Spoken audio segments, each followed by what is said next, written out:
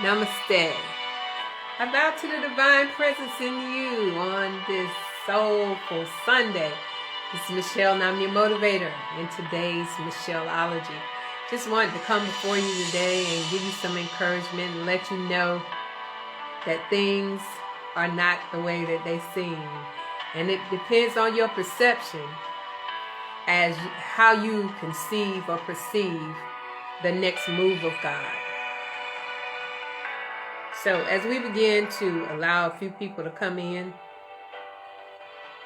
so that we can inspire you, motivate you, enhance you, expand you, take you to a place of knowing, of growing, of expectancy, of all those things that will cause your day or cause you to create your day and not your day create you. Today we're going to kind of focus on this place called faith. We often say we have faith or we know what faith is, but not many people can actually define what it is.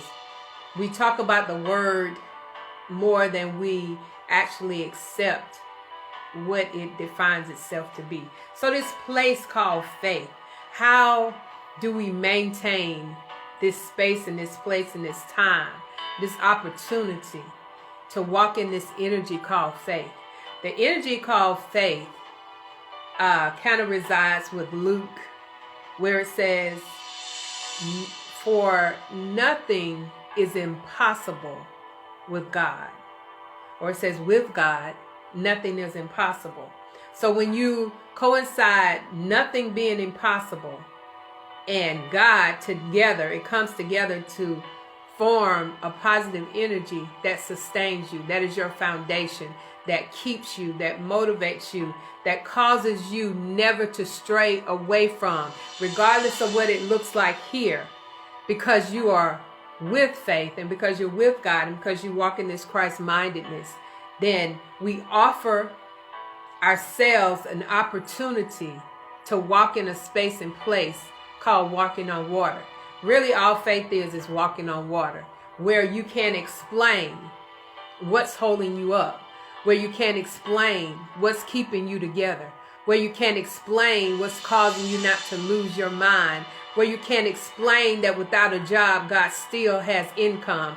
These are experiences that we associate with faith, which is not bad at all, which is like an awesome place to begin, an awesome place to start.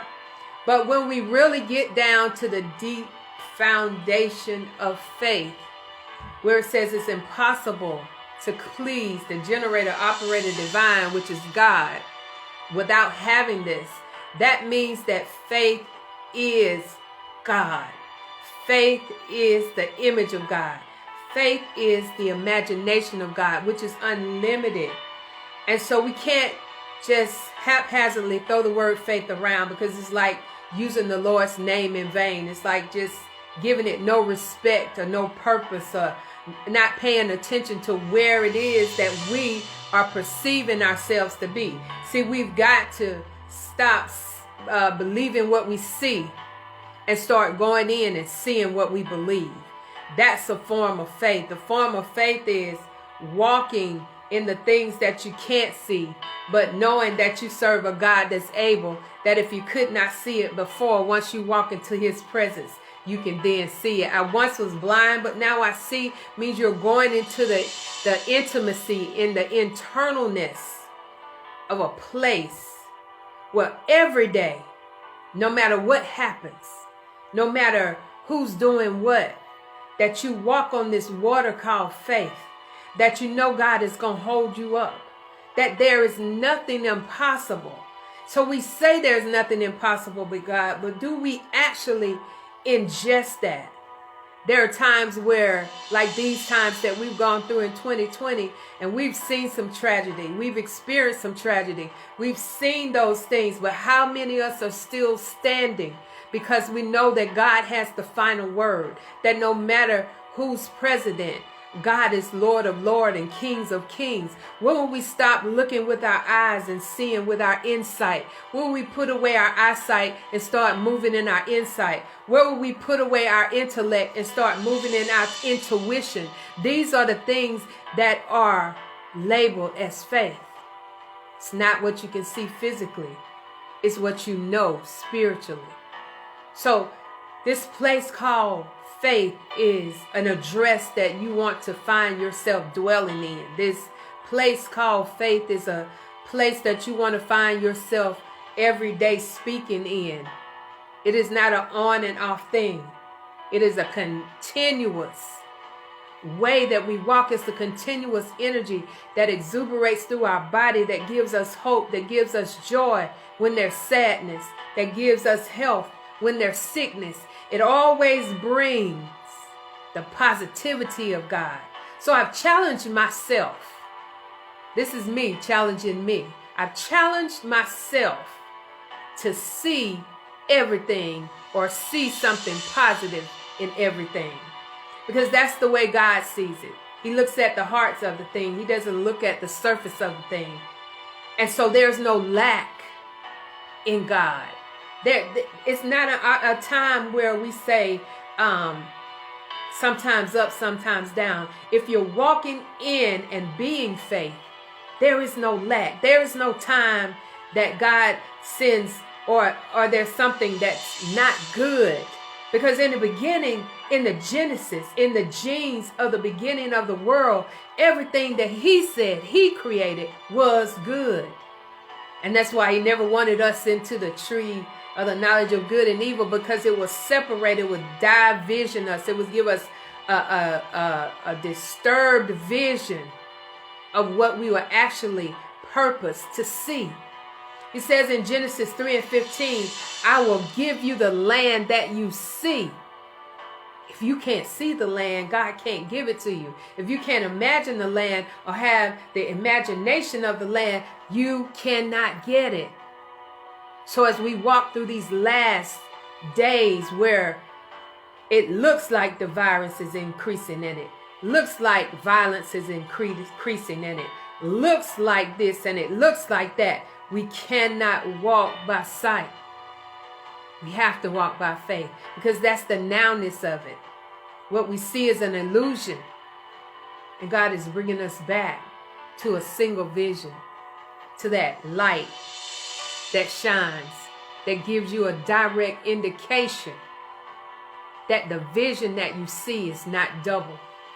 The only thing God is doubling in this year, 2020, means you're getting double for your trouble.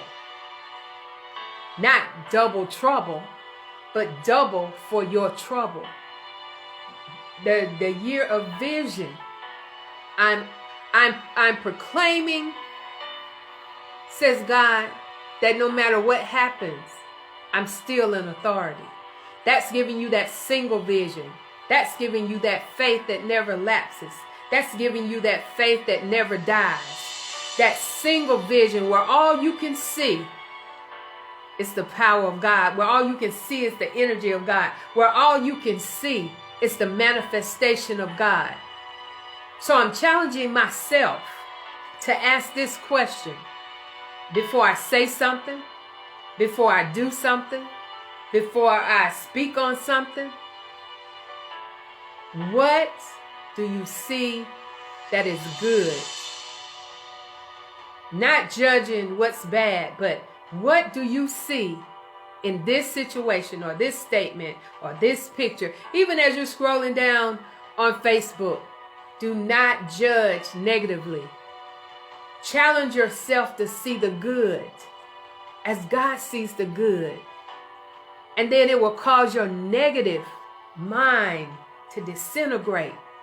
And you'll begin to increase and you'll begin to expand your spiritual consciousness. And it will cause you to walk in a different light, and you'll walk outside and you'll see things you never saw before, because you're walking in the eternal sight of God. You're walking in his imagination, which is unlimited. When we begin to say negative or good and evil, we limit God. He's only good. There's only one power. We just create these lower frequencies of power. We begin to motivate ourselves. Why is negative the first thing that we perceive about a picture, about a post, about a person? That means we've been conditioned to vibrate on this lower frequency of negativity. And everything that we speak, we create.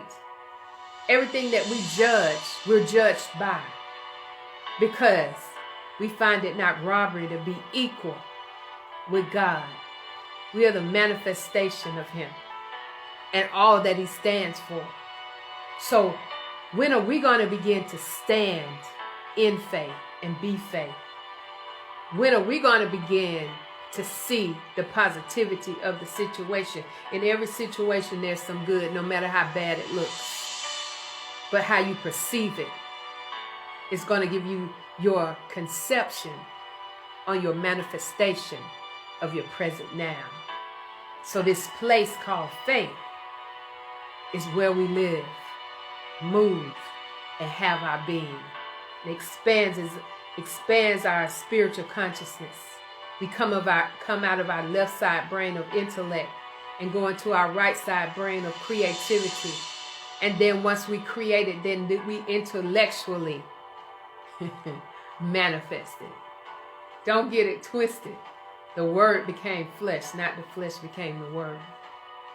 So on this satisfying Sunday, on this seeking Sunday, on this soul wrenching Sunday, this place called faith is where you must dwell. I was glad when they said unto me, let's go in the house of the Lord. Where's the house of the Lord? This place called faith. Well, this is Michelle, and I'm your motivator.